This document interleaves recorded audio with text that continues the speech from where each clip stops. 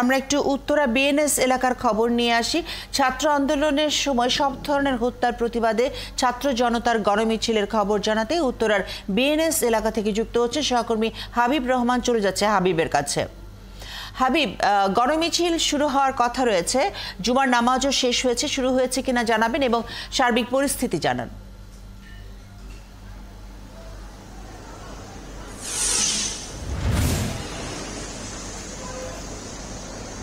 ফারজানা, এখন জুমার নামাজ এই এলাকায় শেষ হয়েছে। আমরা যেটি দেখছি যে গণমিছিল হওয়ার কথা রয়েছে, এখন কিন্তু সেই কোটা বৈষম্য বিরোধী ছাত্র আন্দোলনের পক্ষ থেকে যে মিছিলটি হওয়ার কথা, সেটি আমরা সেই রকম ছাত্রদের বা অন্যান্যদেরকে কিন্তু মাঠে দেখছি না। তবে আইন শৃঙ্খলা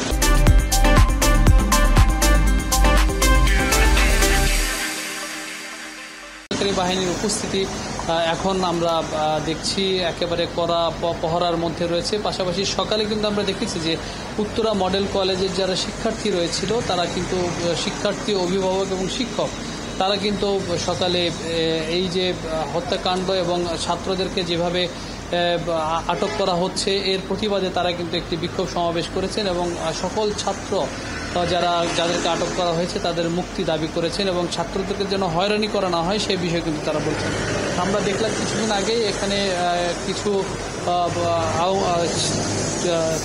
আওয়ামী লীগের, ছাত্রলীগের কিছু কর্মীরা এখানে এসেছিলেন এবং তারা এখানে প্রতিরোধ করার জন্য, অর্থাৎ যে গণমিছিল হবে সেটি প্রতিরোধ করার জন্য তারা অবস্থান নিয়েছিলেন। এখন যদি দেখেন যে এখানে কিন্তু পুলিশের অবস্থান আমরা দেখতে পাচ্ছি একেবারে কড়া পহরার মধ্য দিয়ে রয়েছে। তবে বড় ধরনের কোনো মিছিল এখন পর্যন্ত আমরা এই এলাকায় দেখিনি। যে মসজিদগুলো ছিল, আমরা যেটি শুনেছি 14 নম্বর সেক্টর থেকে মসজিদে যারা নামাজ পড়তে এসেছিল মুসল্লিরা, তারা ঠিক নামাজ শেষ করে বাসার দিকে রওনা হয়েছে এবং 7 নম্বর সেক্টর, সেখানে মুসল্লিরও বাসার দিকে রওনা হয়েছে, যেটি আমরা পুলিশের কাছ থেকে জানতে পেরেছি। এবং আপনি জানেন যে এই আন্দোলন কিন্তু আসলে বিভিন্নভাবে বিভিন্ন জায়গায় হচ্ছে। আমরা যেটি সকালে দেখেছি বৃষ্টির মধ্যে ইস্ট ওয়েস্ট বিশ্ববিদ্যালয়ের শিক্ষার্থীরাও কিন্তু এই আন্দোলনে অংশ নিয়েছিলেন এবং তারা মিছিল করে সেখান থেকে কিন্তু তারা তাদের কর্মসূচি শেষ করেছেন। এখন যেহেতু আইন শৃঙ্খলা রক্ষাকারী বাহিনীর সদস্যরা মাঠে রয়েছে এবং